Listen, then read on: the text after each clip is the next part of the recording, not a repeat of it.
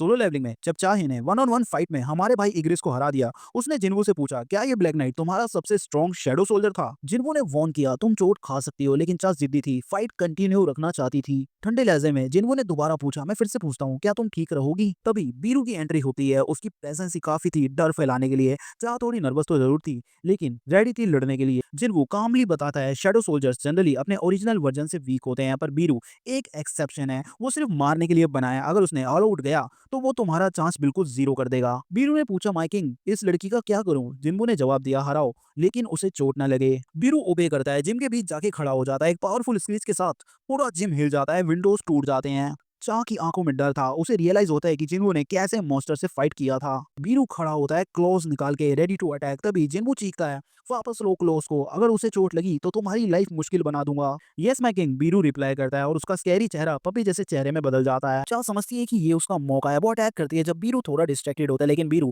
Dodge करके lightning speed में उसके पीछे टेलीपोर्ट कर लेता है। चाह चीखती है तुम्हें लगता है मैं वही मूव दोबारा खा लूंगी। वो काउंटर अटैक करती है, लेकिन बीरू उसका ब्लेड सिर्फ 3 उंगलियों से पकड़ लेता है। बीरू बोलता है मुझे अपने एनिमी को बिना चोट पहुंचाए हराना है। फिर वो इजीली उसकी स्ट्रेंथ का फर्क दिखाता है। जब बार बार स्टैप करती है पर बीरू सब कुछ डॉज कर लेता है एफर्टलेसली। चाह चीखती है मैं अभी तक खत्म नहीं हुई, लेकिन बीरू चिल्ता एक और स्नीच करता है डायरेक्टली चाह के फेस में। वो पीछे उड़ जाती है। जिन्वू क्वाइटली पूछता है क्या तुम अब सेटिस्फाई हो।